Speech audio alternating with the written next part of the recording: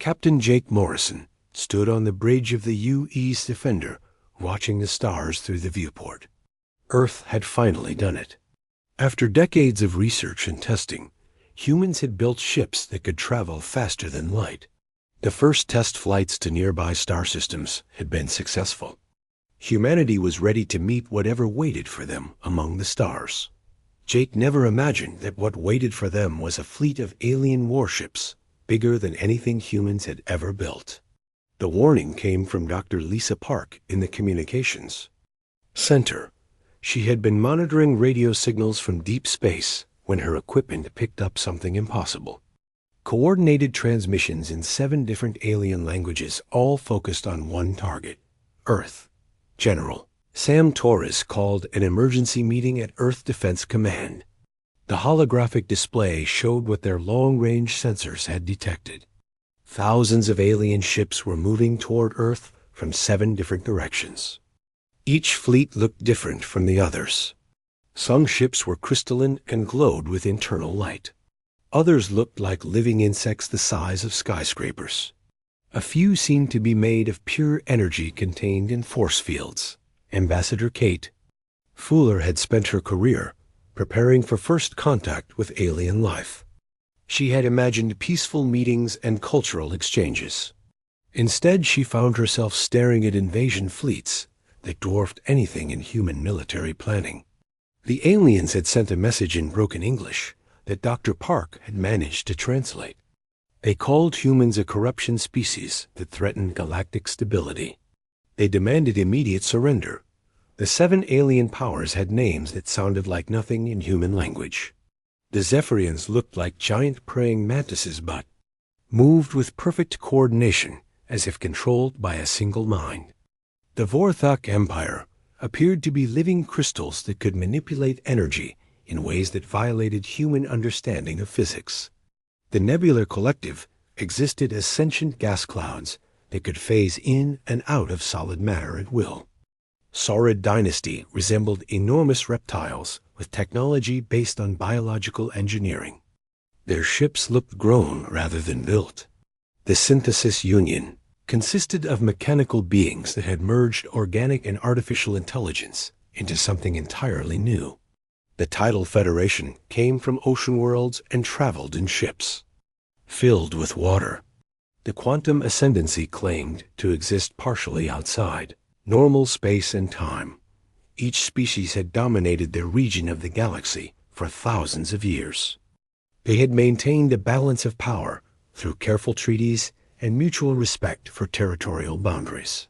Then humans had developed faster than light travel, and everything changed. Human exploration ships had been detected at the edge of several alien territories. The 7 powers had monitored human radio broadcasts and studied human history. What they found terrified them more than any military threat. Humans were aggressive expansionists who had conquered their entire home planet in just a few thousand years. They fought constant wars among themselves, but somehow grew stronger from each conflict.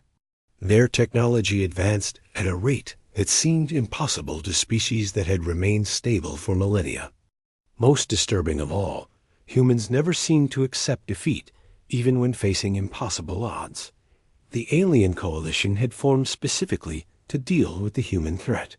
Each species contributed their greatest advantages to the joint fleet.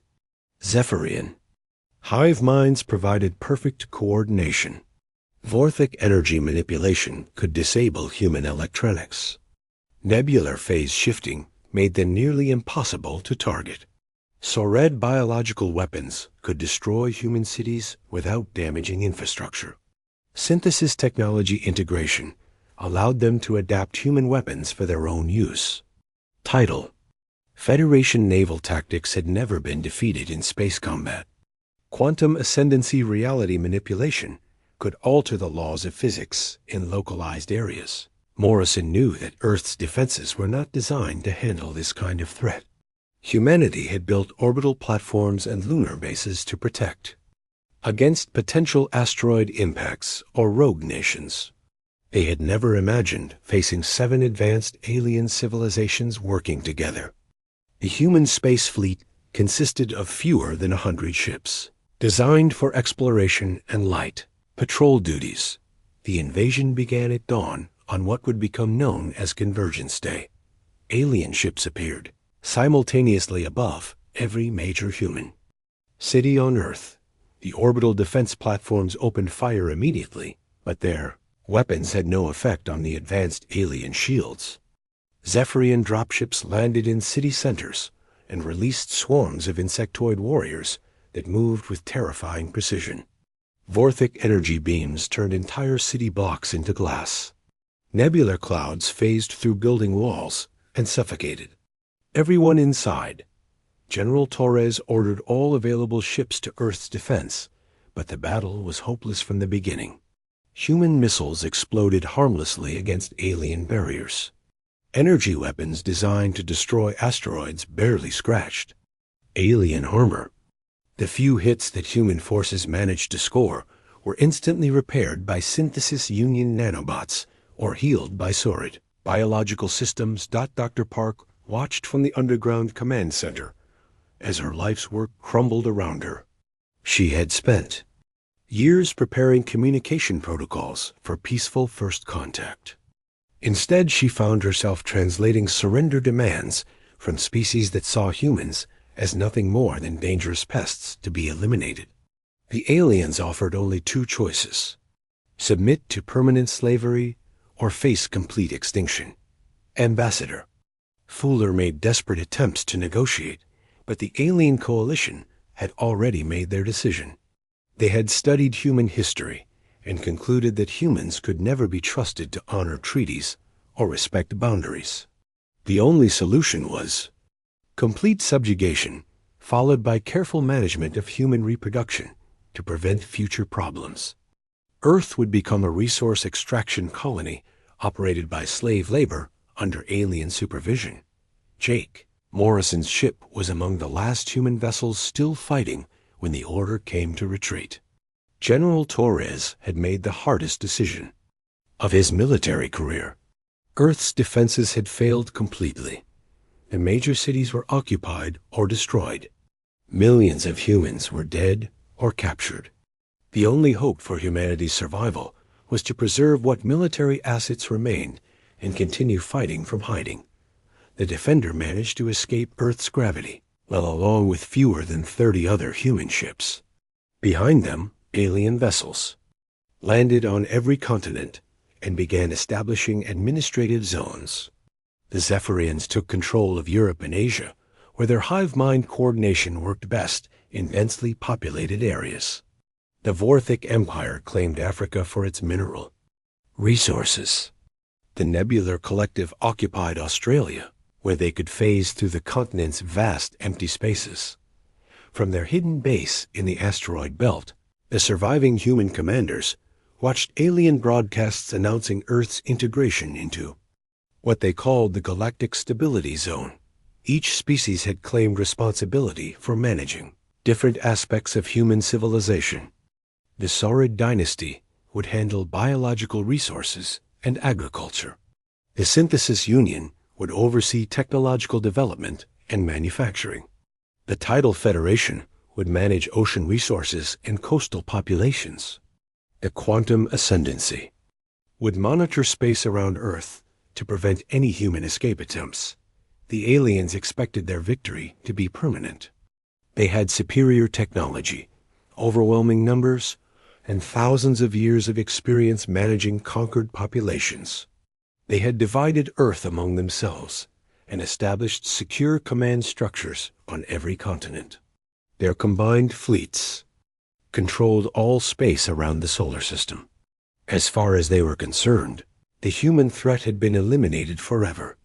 But Jake Morrison and the other survivors knew something the aliens had not yet learned. Humans had never been good at accepting defeat. Even facing impossible odds, even scattered and outnumbered, even with their homeworld occupied and their civilization in ruins, humans would find a way to fight back. The invasion was over, but the war was just beginning. The aliens thought they had chained Earth, but they had no idea what they had really unleashed. Colonel Ryan Blake crouched in the ruins of what used to be Denver and watched a Zephyrian patrol march through the rubble. 6 months had passed since the invasion, and the aliens had grown comfortable in their occupation of Earth. They moved in predictable patterns and relied too heavily on their superior technology. That was going to be their first mistake. The patrol consisted of 12 insectoid warriors connected to their hive mind through biological radio, transmitters in their heads. Ryan had learned that disrupting those transmitters with the right frequency could cause temporary confusion. It was not much of an advantage, but it was enough to kill them before they could call for help. Human weapons still worked fine against alien biology once you got close enough to use them. Dr. Emma Walsh worked in her hidden laboratory 3 levels below the ruins of Colorado University. She had salvaged alien technology from crashed ships and disabled equipment left behind by careless occupation forces. The aliens thought their technology was too advanced for humans to understand. They were wrong. Emma had already figured out how Vorthic crystals stored energy and how synthesis union circuits processed information. Captain Troy Adams piloted one of the last human spacecraft through the asteroid belt toward a hidden supply depot. The aliens controlled all space around Earth, but they had not found every human base scattered throughout the solar system. Small groups of survivors operated from caves on Mars, mining stations on the outer moons, and hollowed-out asteroids that looked like natural rock formations to alien sensors. Maria Santos coordinated resistance cells across the planet, using a communication network that the aliens had not discovered. She had been a telecommunications engineer before the invasion and knew how to hide signals inside natural background radiation. Her network connected Ryan's fighters in North America with similar groups on every continent. The aliens thought they had destroyed human organization, but they had only scattered it. General Torres still commanded the human resistance from his bunker deep beneath the Rocky Mountains. The aliens had bombed the surface installations, but never found the command center buried under miles of solid rock. From there, he coordinated a planned retreat that the aliens mistook for complete defeat. The goal was not to win battles, but to preserve human resources for a longer war. The resistance began with small strikes against isolated alien positions. Ryan's team destroyed Zephyrian communication hubs that linked their hive minds to orbital command ships. Without those connections, individual alien warriors became confused and easy targets. Emma's inventions let human fighters hack into synthesis union mechanical units and turn them against their own forces. Troy's pilots conducted hit and run attacks on alien supply convoys traveling between Earth and their home territories. The aliens had grown careless about protecting their logistics because they never expected humans to have spacecraft capable of interplanetary operations. Each successful raid brought back advanced technology and freed human prisoners destined for off-world slave labor camps. The Vorthic Empire's crystal-based energy systems proved vulnerable to sonic weapons that Emma developed from studying alien equipment. The crystals resonated at specific frequencies and could be shattered with the right sound waves. Entire Vorthic installations went dark when human saboteurs planted sonic charges in their power cores. The Nebular Collective's ability to phase through solid matter became predictable once humans learned to track their dimensional signatures. Emma's sensors could detect the energy distortions that occurred when gas-based aliens shifted between phases. Ryan's fighters learned to set ambushes at the exact locations where nebulars would rematerialize. Each alien species began experiencing losses they had not anticipated. The Saurid dynasty's biological weapons were designed to affect human physiology, but did not account for protective gear made from salvaged alien materials. The Tidal Federation's underwater bases were vulnerable to depth charges created from modified alien explosives. The Quantum Ascendancy's reality manipulation abilities required enormous amounts of energy that could be disrupted by electromagnetic pulses. The aliens started blaming each other for intelligence failures and security breaches. The Seven-Species Alliance had been formed specifically to deal with humans, but they had different approaches to occupation management. The Zephyrians wanted complete extermination. The Vorthic preferred technological enslavement.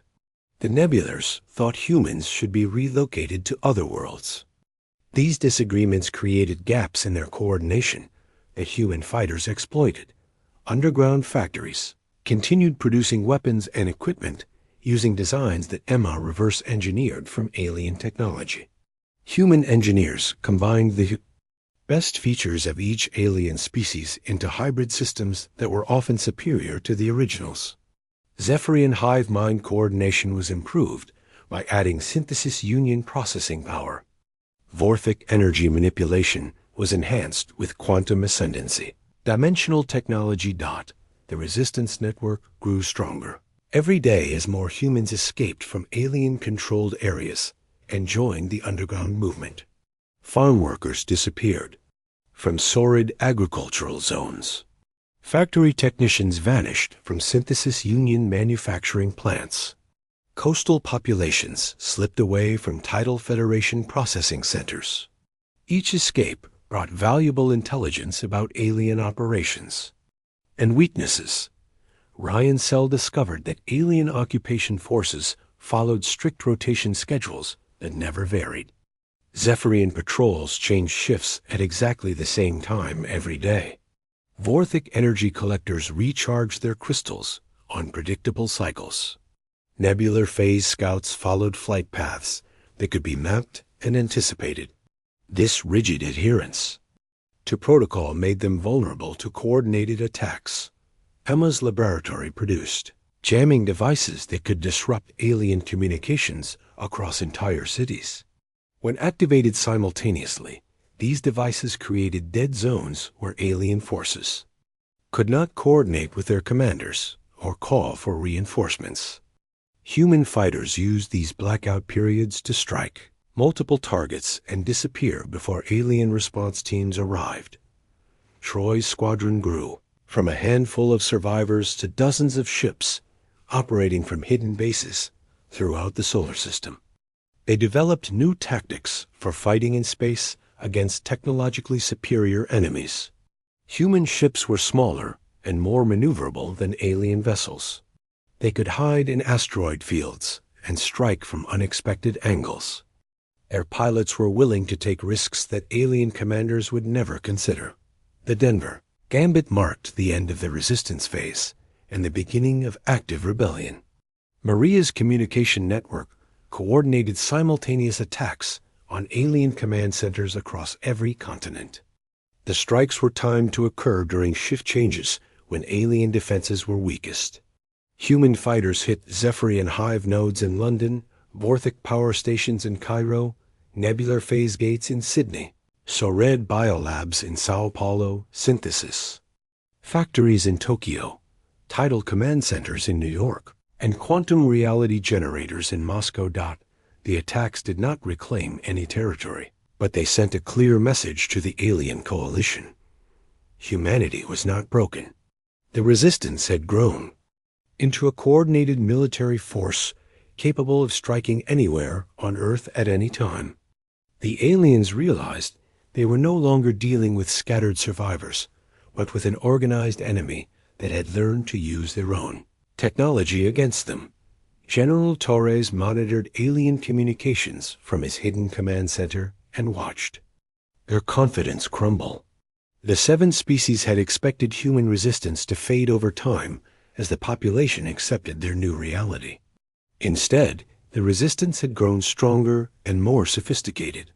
The aliens were forced to divert significant resources from expansion plans to defensive measures on Earth. The underground phoenix was rising from the ashes of human civilization.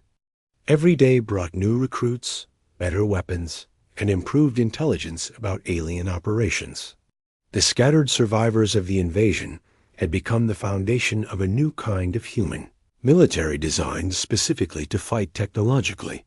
superior enemies. The aliens had thought they could chain Earth, but they had only forged the chains that would eventually bind them. Admiral Susan Clark commanded the rebuilt human space fleet from her flagship hidden in the outer solar system. 18 months had passed since the invasion, and humanity had accomplished the impossible. From scattered survivors hiding in ruins, they had built an industrial base capable of producing warships that could match alien technology. The underground factories now operated on 6 different worlds and dozens of moons throughout the solar system. The alien coalition had grown frustrated with persistent human resistance and decided to implement their final protocol: complete extermination of humanity, followed by terraforming Earth for their own use. They had concluded that enslaving humans created more problems than it solved. The 7 species preferred to eliminate the threat entirely rather than continue. Managing a rebellious population, Dr. Alex Chun worked in his laboratory aboard the research station hidden inside Saturn's rings. His breakthrough discovery would change everything. Alien faster-than-light technology relied on quantum tunneling through dimensions that humans had never detected. By mapping these dimensional pathways, human ships could not only match alien speeds but predict where enemy vessels would emerge from hyperspace.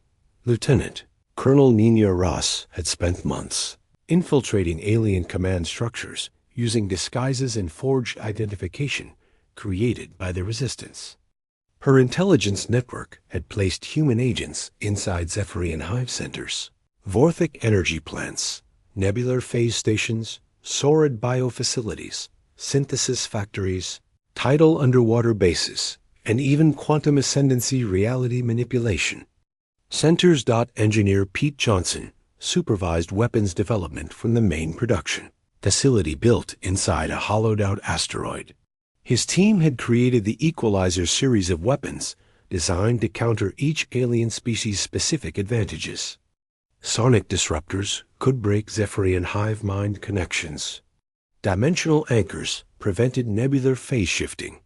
Quantum scramblers disrupted ascendancy. Reality manipulation. The hidden human civilization had grown beyond anything the aliens imagined possible. Underground cities housed millions of survivors, connected by transportation tunnels that spanned continents. Space-based manufacturing platforms produced advanced warships, using hybrid technology that combined the best features of all 7 alien species. The Resistance had evolved into a shadow government with industrial capacity that rivaled the alien coalition. Admiral Clark launched Operation Prometheus with a series of coordinated strikes against alien infrastructure throughout the solar system. The first target was a massive Saurid Dynasty supply depot orbiting Jupiter. Human ships equipped with Dr. Chun's breakthrough technology appeared without warning and destroyed the entire facility before alien defenders could respond. The battle near Jupiter's moons marked humanity's first major space victory since the invasion. Clark's fleet used tactics that no alien commander had ever encountered. Human ships moved in 3-dimensional formations that maximized their maneuverability advantage. They struck from multiple directions simultaneously and disappeared before alien response forces arrived. Nina Ross's intelligence revealed critical information about the alien coalition's command structure. The 7 species were held together only by their mutual fear of humanity. Each had hidden agendas and territorial disputes that predated their alliance by thousands of years. The Zephyrians wanted to assimilate all other species into their hive mind. The Vorthic Empire planned to drain energy from their allies' home worlds. The Nebular Collective intended to phase their partners into alternate dimensions. Pete Johnson's weapons proved devastatingly effective against alien forces that had grown overconfident during their occupation of Earth. Equalizer missiles could track Synthesis Union ships through their electronic signatures and detonate their fusion cores. Harmonic torpedoes resonated with Tidal Federation water-based hulls and cracked them like glass. Reality bombs created localized paradoxes that trapped quantum ascendancy vessels outside normal spacetime. The liberation of Australia began with precision strikes on tidal Federation underwater command centers along the coast. Human submarines, equipped with sonic weapons, could move through water faster than the aquatic aliens, who had designed their entire civilization around oceanic superiority. The amphibious assault that followed caught the aliens completely unprepared for warfare on dry land. Ground forces equipped with power armor, based on reverse-engineered alien technology, proved superior to occupation troops who had never faced serious resistance. Human soldiers could adapt their equipment to counter any alien advantage in real time. Their armor shifted density to phase through nebular attacks, absorbed energy to neutralize Vortec weapons, and generated sonic fields to disrupt Zephyrian. Coordination. The aliens realized they were no longer fighting scattered insurgents, but a reconstituted human military with advanced technology and unbreakable resolve. Every day brought reports of successful human attacks on alien positions throughout the solar system. Supply convoys disappeared without trace. Communication networks went silent. Entire alien bases were found abandoned with no indication of what had happened to their occupants. Dr. Chun's quantum tunneling technology allowed human ships to appear anywhere in the solar system within minutes. This mobility advantage meant that alien forces could never be certain where the next attack would come. They were forced to spread their defenses across hundreds of potential targets, while human commanders could concentrate their forces wherever they were needed most. The Pandora Project represented humanity's ultimate technological achievement. Dr. Stephen Liu's team had developed weapons and systems that did not just match alien capabilities, but exceeded them in every category. Human ships could now phase through solid matter like nebulars, but maintain structural integrity. Artificial hive minds outperformed Zephyrian biological networks. Energy manipulation surpassed Vorthic crystal technology. Captain Amy Reeves led deep strike missions into alien space using ships that were invisible to every type of sensor the Coalition possessed. Her operations targeted command centers and industrial installations on alien home worlds. The attacks revealed that each species had become dependent on their alliance for security and were vulnerable to both human strikes and conflicts with each other. The alien coalition began fragmenting as losses mounted throughout their territories. The Synthesis Union calculated that humanity represented an existential threat to their civilization and advocated for complete withdrawal from Earth and the surrounding systems. Their logical analysis showed that continued conflict would result in total defeat for all 7 species. The quantum ascendancy existed partially outside normal spacetime and could see multiple possible futures. In every timeline they observed, humanity eventually achieved dominance over the alien coalition.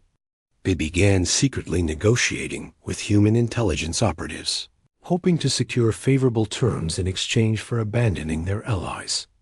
The siege of Luna became the decisive battle that demonstrated humanity's complete transformation from victims to victors. The Saurid dynasty had fortified Earth's moon with biological weapons designed to make it uninhabitable for humans. Instead, the toxins were neutralized by atmospheric processors developed from captured alien technology. Human assault forces landed on Luna using dropships that could burrow through solid rock to avoid surface defenses. The battle that followed showcased every advantage that humanity had gained during 2 years of warfare. Coordinated attacks disabled alien command systems. Sonic weapons shattered Saurid bioarmor. Reality manipulation technology turned the aliens' own fortifications against them. The victory was broadcast across human space and intercepted by alien communication networks throughout the galaxy. The message was clear to every species that had participated in the invasion. Humanity had not only survived their coordinated attack, but had grown stronger from the experience. The prey had become the predator.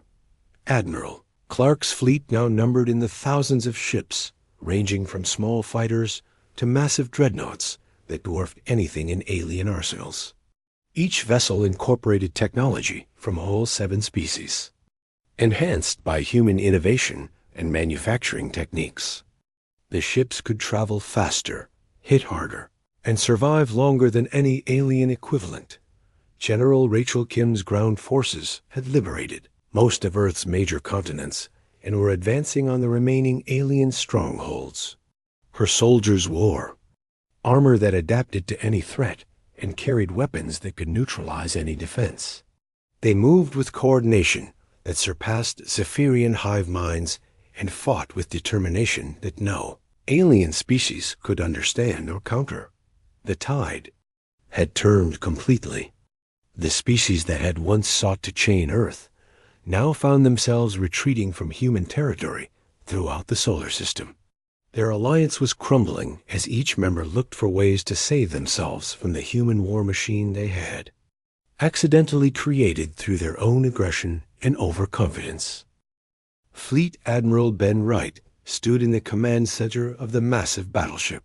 Retribution watching holographic displays show human fleets advancing toward alien home worlds. 2.5 years had passed since the invasion, and the situation had completely reversed. Humanity now controlled 30% of Earth and had established military bases on dozens of worlds that once belonged to the alien coalition. The transition from defensive resistance to offensive warfare had caught the aliens completely unprepared. They had spent millennia as the dominant powers in their regions of space and never imagined facing an enemy capable of threatening their home territories. Human fleets numbered in the thousands and grew larger every day as new ships rolled off. Production lines and hidden factories throughout the solar system. General Rachel Kim commanded ground forces that had systematically driven alien occupiers from Earth's continents. Her soldiers wore power armor that adapted to counter any alien advantage in real time. The suits could phase through solid matter to avoid nebular attacks, absorb energy to neutralize Vorthic weapons, and generate sonic fields to disrupt Zephyrian hive mind coordination. Dr. Stephen Liu directed the Pandora project from a research facility built inside a captured alien space station. His team had developed technologies that exceeded every capability the Coalition possessed. Human ships could now travel through dimensions that aliens had never discovered. Weapon systems could manipulate matter at the quantum level. Defense screens could deflect attacks that violated the known laws of physics. Captain Amy Reeves led elite special forces units conducting operations deep in alien space, using stealth technology that made human ships completely invisible to Coalition sensors. Her missions targeted the command structures and industrial centers that kept alien civilizations functioning. Each successful strike weakened the Coalition's ability to coordinate their retreat and protect their remaining territories.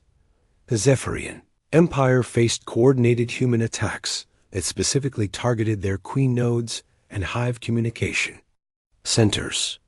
Without these critical links, individual Zephyrian warriors lost their connection to the collective intelligence that had made them effective soldiers. Isolated and confused, they became easy prey for human forces that had learned to exploit every weakness in their biological systems. Vorthic crystal farms that had powered their civilization for thousands of years were destroyed by human raiders, using dimensional weapons that could phase explosive charges directly inside crystal matrices. The energy-based aliens watched helplessly as their power sources shattered and their technological infrastructure collapsed around them. The Great Liberation represented the largest military operation in human history. General Kim's forces launched simultaneous assaults on alien positions across every continent. The campaign was carefully planned to minimize damage to human civilian populations, while maximizing the destruction of alien military assets and command centers. Human ground forces had evolved far beyond the scattered resistance fighters who had hidden in ruins during the early days of the occupation. They moved with tactical coordination that surpassed anything the aliens had achieved, even with their hive mind advantages. Every soldier was equipped with weapons and armor that could adapt to counter specific alien threats within seconds. The aliens discovered that their superior technology meant nothing when facing enemies who could reverse engineer and improve upon anything they encountered. Human engineers had studied captured alien equipment for 2 years and understood it better than the species who had originally designed it. This knowledge allowed them to create countermeasures for every alien weapon and defense system. Admiral Wright's interstellar navy began striking alien colonies and supply lines throughout local space. The campaigns were methodical and devastating. Human ships would appear without warning in alien systems, destroy military targets and infrastructure, then disappear before reinforcements could arrive. The aliens found themselves unable to predict or prevent these attacks. The synthesis, Union's logical programming, calculated that continued resistance was futile and began advocating for complete withdrawal from all contested territories. Their analysis showed that humanity's technological advancement rate guaranteed eventual defeat for any species that continued fighting. Several Union fleets simply powered down their weapons and requested safe passage to neutral space. Collective forces tried to use their phase-shifting abilities to escape human attacks, but discovered that their dimensional signatures had been mapped and could be tracked across multiple realities. Human hunters followed them through alternate dimensions and destroyed them in spaces where the gas-based aliens thought they were safe. The Saurid dynasty's biological weapons proved useless against human forces equipped with adaptive armor and medical systems based on captured alien biotechnology.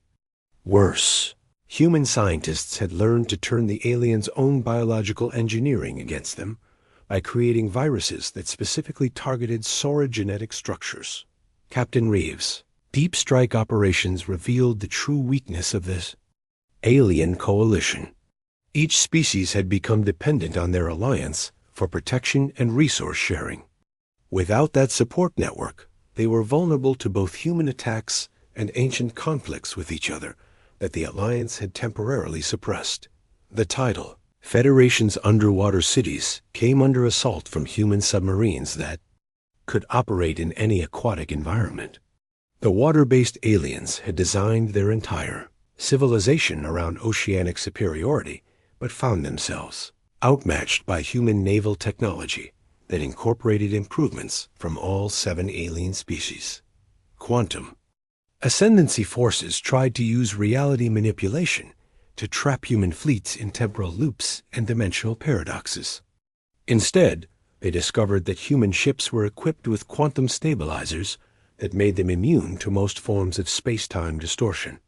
The energy-based aliens exhausted themselves, attempting attacks that had no effect on their targets. Fragmentation of the alien coalition accelerated as each species began looking for individual survival strategies. Ancient territorial disputes resurfaced as members blamed each other for the failure of their joint invasion. Some species withdrew their forces to defend their home worlds. Others attempted to negotiate separate peace agreements with humanity. Dr. Liu's Pandora Project weapons represented the ultimate expression of human technological advancement. Ships equipped with these systems could phase through solid matter while maintaining structural integrity. They could manipulate energy in ways that violated alien understanding of physics. They could alter reality in localized areas to create tactical advantages that no alien defense could counter.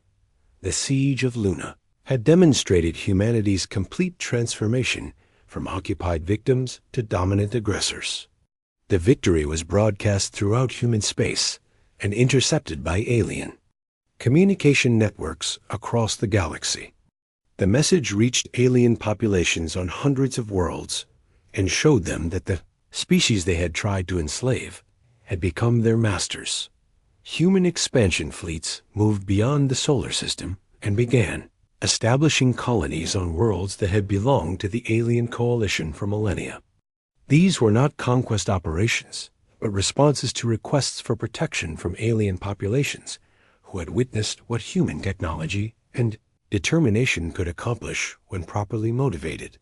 The coalition members who had once considered humans primitive upstarts now found themselves retreating to their core territories and begging for mercy from the species they had tried to destroy. The Zephyrian Hive Queens sent desperate messages offering to serve human interests. Vorthic Crystal Lords transmitted their entire technological databases as tribute. Nebular Phase Lords abandoned their dimensional territories and fled to distant gas giant systems. Admiral Wright's fleets continued their advance toward alien homeworlds, not to conquer territory, but to demonstrate that nowhere in the galaxy was beyond human reach.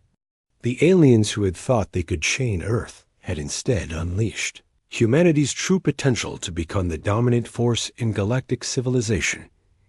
General Kim's ground forces completed the liberation of Earth and began preparing for interstellar campaigns. Her soldiers had been transformed by years of warfare into the most effective fighting force the galaxy had ever seen. They carried weapons that could defeat any alien defense and wore armor that could adapt to any threat. The hunter had become the hunted. The species that had sought to enslave humanity now found themselves fleeing from human forces that seemed to appear everywhere at once. Their ancient civilizations crumbled under attacks they could neither predict nor prevent. The galaxy was learning a lesson that would echo through history. Those who seek to chain others often find themselves bound by their own limitations. President John Martinez stood before the assembled representatives of 47 worlds in the Grand Hall of the newly constructed Galactic Assembly on Earth. 3 years had passed since the invasion, and humanity had established the colonial federation that encompassed not just human settlements, but dozens of alien worlds that had requested human protection and administration. The 7-species alliance that had once threatened to chain Earth had collapsed entirely. Most members were either in full retreat to distant systems or actively seeking individual peace agreements with humanity. The Zephyrian Empire had fragmented into hundreds of smaller hive states scattered across the galaxy. Many of these groups now requested human protection from their former allies, who blamed them for the failed invasion. Admiral Diana Foster commanded humanity's rapid expansion fleets from her flagship as they responded to protection requests from alien populations throughout the galaxy. Her ships did not conquer territory through force, but arrived in response to desperate pleas from species who had witnessed the collapse of the old galactic order and wanted to be part of the new, human-dominated civilization, the Vorthic Crystal. Worlds had been largely abandoned as their energy-based civilization proved unable to adapt to human warfare tactics that could phase weapons directly through their defenses. The few remaining Vorthic settlements transmitted complete technological databases to human authorities and requested integration into the Colonial Federation's protection network. Ambassador Robert Taylor negotiated surrender terms and peace agreements from his diplomatic center on Luna. The former battleground had been transformed into a symbol of human victory, and now served as the meeting place where alien representatives came to accept the new galactic reality. Taylor's staff processed dozens of requests each week from species seeking human leadership. The Nebular Collective had retreated to distant gas giant systems in the outer regions of the galaxy where they hoped human forces would not follow. They were wrong. Captain Amy Reeves' special operations teams had developed ships that could operate in any environment and tracked nebular refugees to their hiding places among the storms of remote worlds. Dr. Helen Wong directed the alien integration program from facilities on Earth and throughout human space. Her organization helped alien refugees and voluntary immigrants adapt to life in the human-dominated Colonial Federation. Rather than seeking revenge against former enemies, humanity offered them opportunities to contribute to a more stable, galactic civilization. The Saurid dynasty had collapsed into civil war as different clans blamed each other for the disaster. But their invasion of Earth had brought upon their species. Some Saurid groups allied themselves with human forces and helped hunt down their former clanmates who still refused to accept human authority. The biological weapons they had once used against humanity were now turned against their own kind. Colonial Federation's constitution had been written with input from reformed alien leaders who recognized that human dominance was permanent and irreversible. The document established humanity as the guarantor of galactic peace while offering protection and prosperity to former enemies who were willing to accept human oversight and contribute to the new order. The Synthesis Union had calculated that cooperation with humanity offered the best chance for their continued existence. Their logical analysis showed that resistance was futile and integration was profitable. Union manufacturing facilities now produced equipment for human fleets under direct human supervision. Their mechanical precision, combined with human innovation, created technologies that exceeded anything either species had achieved alone. President Martinez announced the establishment of the Terran hegemony during a ceremony broadcast to every world in human space and intercepted by alien communication networks throughout the galaxy. The new government structure placed humans as senior partners while offering junior membership to alien species that demonstrated loyalty and usefulness to human interests. The tidal Federation's underwater cities had been converted into human naval bases and research stations. The aquatic aliens who survived the conquest of their ocean worlds now served as guides and technicians for human underwater operations. Their knowledge of marine environments proved valuable for expanding human civilization to water worlds throughout the galaxy. Admiral Foster's expansion fleets had established human presence on more than 200 worlds within 3 years of the invasion. These colonies were not military conquests, but administrative centers that provided stability and protection to alien populations who had lost faith in their former governments. Human leadership was welcomed by species who had lived in fear during the chaotic collapse of the old order. The quantum ascendancy had attempted to flee into alternate dimensions, but discovered that human technology could now track them across multiple realities. Dr. Lu's Pandora project had developed weapons that could strike targets in parallel universes and force energy-based aliens back into normal space where they could be captured or destroyed. Dr. Wang's integration program processed millions of alien immigrants who sought better lives under human administration. The program offered education, employment, and citizenship opportunities to former enemies who demonstrated genuine commitment to human values and galactic stability. Many aliens discovered that life under human leadership was far superior to their previous existence under the failed coalition. Ambassador Taylor's diplomatic efforts resulted in the Galactic Accords, a comprehensive peace treaty that formally established human dominance while offering generous terms to former enemies. The agreement provided protection and prosperity to alien populations willing to accept human oversight. Military buildup beyond basic self-defense was forbidden. Open trade with human colonies became mandatory. Participation in the new galactic government structure required alien species to accept humans as the senior partners in all major decisions. The treaty negotiations revealed how completely the power dynamic had shifted since the invasion. Alien representatives who had once demanded human surrender now knelt before human authority and begged for mercy.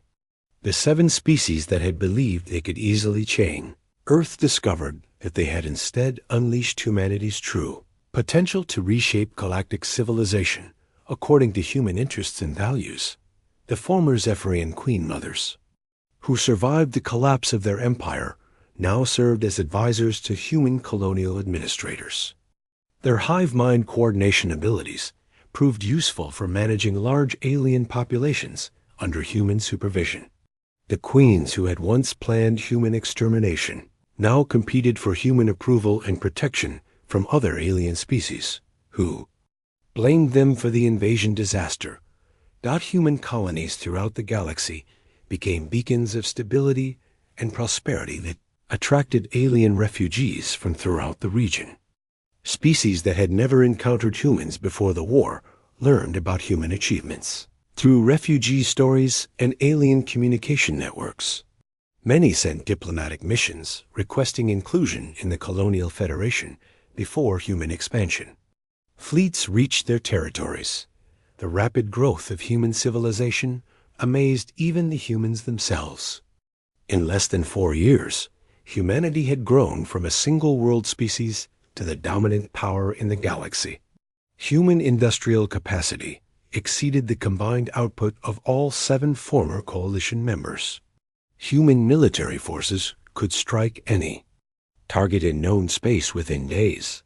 Human technology had surpassed every alien achievement and continued advancing at an unprecedented rate. Dr. Liu's research teams worked with alien scientists who had voluntarily joined human projects to develop technologies that would have been impossible for any single species to create. The combination of human innovation with alien knowledge produced breakthroughs in faster-than-light travel, energy manipulation, biological engineering, quantum physics, dimensional science, and artificial intelligence. The children who attended schools throughout human space represented the future of galactic civilization. Human and alien students learned together in classrooms that emphasized the lessons of the Great War. Those who sought to chain others inevitably found themselves bound by their own limitations. Those who refused to surrender could reshape the foundations of civilization itself. The grand ceremony marking the establishment of the Terran hegemony took place on Earth in the same location where alien forces had once demanded human surrender. Representatives from hundreds of worlds gathered to witness the formal transfer of galactic authority to human leadership. The 7 species that had once formed a coalition to destroy humanity now stood among the crowds, acknowledging human superiority.